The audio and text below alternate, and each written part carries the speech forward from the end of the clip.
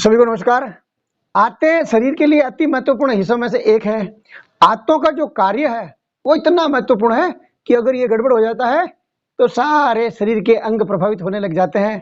शरीर जबरदस्त परेशानियों में गुजरने लग जाता है अगर आंतों में गड़बड़ी हुई तो। और आंतों में अगर गड़बड़ी होने लग जाती है तो भूखने लगना, थकान, कमजोरी, दुर्गंध युक्त मल निकलना, डायरिया, ब्लोटिंग, ये सारी समस्या उत्पन्न हो जाती है।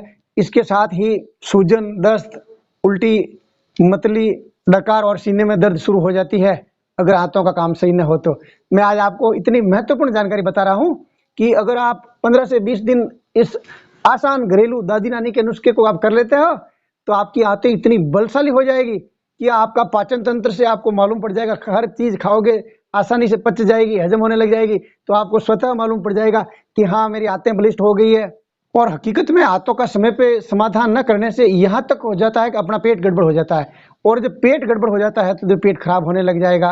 पेट में गड़बड़ी होते ही नींद में खलल उत्पन्न हो जाएगी, माइग्रेन की शिकायत उत्पन्न होने लग जाएगी, मूड उखड़ा उखड़ा रहने लग जाएगा, पेट खराब होने लग जाएगा, हाजमा खराब हो जाएगा, मीठा खाने की इच्छा प्रबल हो जाएगी, वजन जो है उसमें एकदम परिवर्तन आने लग जाएगा, सांसों में बदबू आने लग जाएगी। ऐसी कई विकृतियां और उत्पन्न हो जाती है अगर आपने आंतों को समय पे ध्यान न दिया और आंतों को बलशाली नहीं बनाया तो।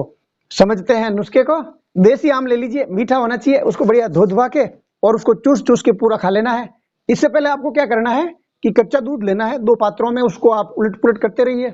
और जब आप अपने हाथों से उलट पुलट करते रहते हो उस दौरान स्वाभाविक तौर पर ठंडा आपको लगने लग जाएगा।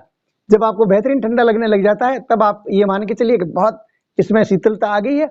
अब आप इसको ये पहले आम को चूस लिया, उसके बाद में ये जो आपने उलट पुलट किया हुआ दूध है वो आप पी लीजिए। दूध आपकी सामर्थ्य के हिसाब से आपका जितना आपको हजम हो उतना ले लीजिए। ये 15 से 20 दिन आप कर लीजिए। दवा के रूप में नियमित करना है आपको इसको। और इसको जब आप 15-20 दिन कर लेते हो उसके बाद में आपके खाने का रंग ढंग देखिए।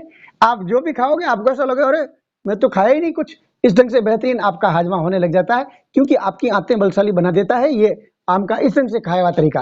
एक दूसरा तरीका और है, ये भी आप कर सकते हो कि आम का आमरस बना दीजिए आप और उसके अंदर 2 ग्राम जो है सौंठ का पाउडर डाल दीजिए बेहतरीन हिलाने के बाद में। और उसको आपको सुबह सुबह भूखा पेट, ये इसको भी वो भी आपको भूखा पेट करना था और 1-2 घंटे तक कुछ भी खान पान ना करना है इसका उपयोग करने के बाद में। तो ये आप ये भी 10 से 20 दिन कर लीजिए तो भी आपकी आंतें बलशाली बन जाएगी।